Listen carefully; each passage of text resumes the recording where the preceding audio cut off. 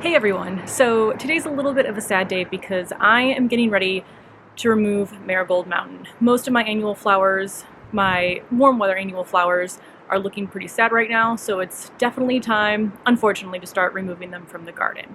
So Marigold Mountain is where I'm going to start, and if you don't know kind of the background on this, it was actually a mistake on my part. So I had purchased some marigold seeds last year because I had intended to plant them around my tomato and pepper plants.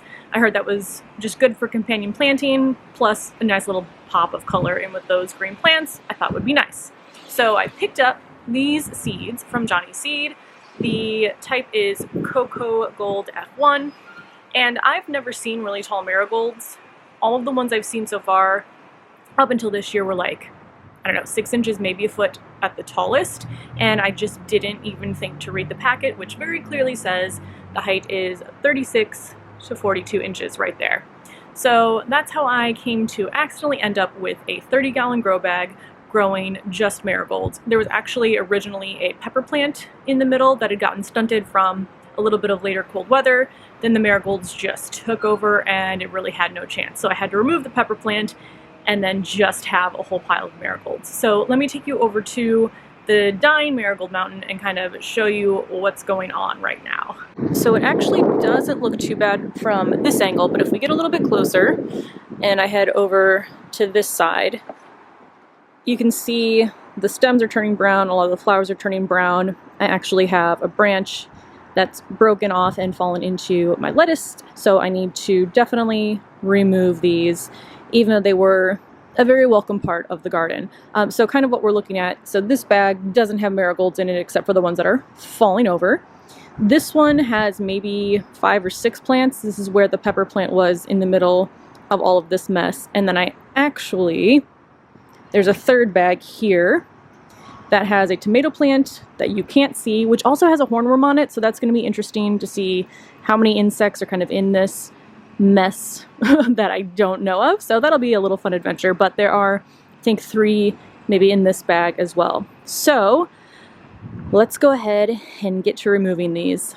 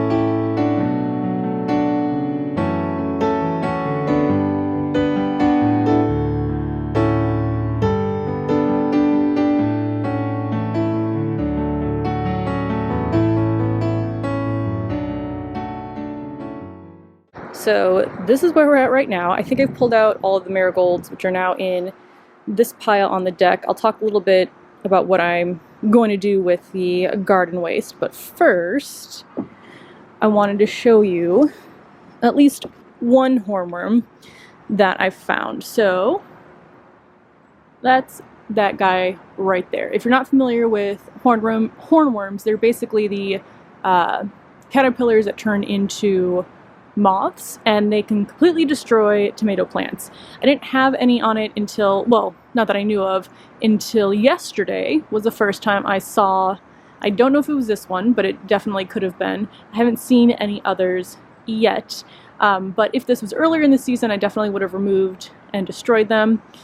I feel kind of bad right now taking away its food source, but I'm not going to leave this mess of a tomato plant just for this. So sorry, guy, but I think you're gonna have to go.